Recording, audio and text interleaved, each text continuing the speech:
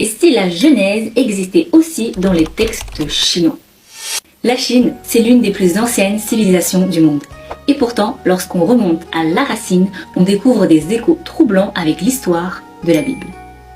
Bienvenue dans le deuxième épisode de notre série « Les vraies racines spirituelles de la Chine ». Lorsqu'on remonte 4000 ans en arrière aux sources de la civilisation chinoise, on découvre l'histoire d'un commencement cosmique. Dans les rituels impériaux de la dynastie Ming, le grand code Ming, on trouve ce passage. Alors oui, bien sûr, on va traduire. Au commencement du grand chaos informe, les 5 éléments n'étaient pas en mouvement. Les 2 lumières n'avaient pas encore brillé. Le souverain spirituel apparut, séparant le pur de l'impur. Il établit le ciel, la terre et l'homme. Toutes choses prirent vie. Ce qui est frappant, c'est que la structure narrative de ce texte est étonnamment proche de celle de Genèse. La première étape, c'est le chaos primordial. Le texte Ming dit « Au commencement du grand chaos informe » et la Bible dit « La terre était informe et vide. Il y avait des ténèbres à la surface de l'abîme. » La deuxième étape, les luminaires. Le texte Ming dit « Les 2 luminaires n'avaient pas encore brillé. » Et la Bible dit « Dieu fit les 2 grands luminaires. » Et la troisième étape, la séparation.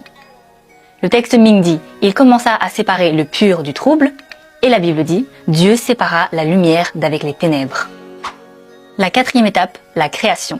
Le texte Ming dit « Il établit le ciel, la terre et l'homme. » Et la Bible dit « Au commencement, Dieu créa les cieux et la terre.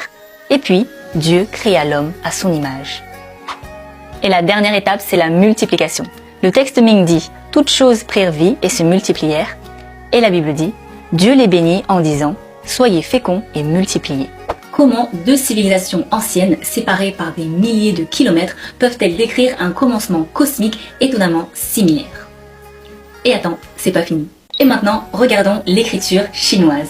La tradition situe l'origine des caractères à l'époque de Huangdi, vers 2500 ans avant Jésus-Christ. Et les caractères chinois, ce ne sont pas des lettres, ce sont des logogrammes, autrement dit des images condensées. Prenons quelques exemples. Le mot créer, zhao, se compose par les caractères parler et celui du mouvement, c'est-à-dire la parole engendre le mouvement. Et c'est exactement la même logique dans Genèse. Dieu dit et cela fut. Et maintenant, regardons le logogramme de la bénédiction. Faux. Il se compose par Dieu, une personne, jardin ou espace clos. Donc selon l'écriture chinoise, la vraie bénédiction, ce n'est pas la richesse, mais la présence de Dieu avec l'homme.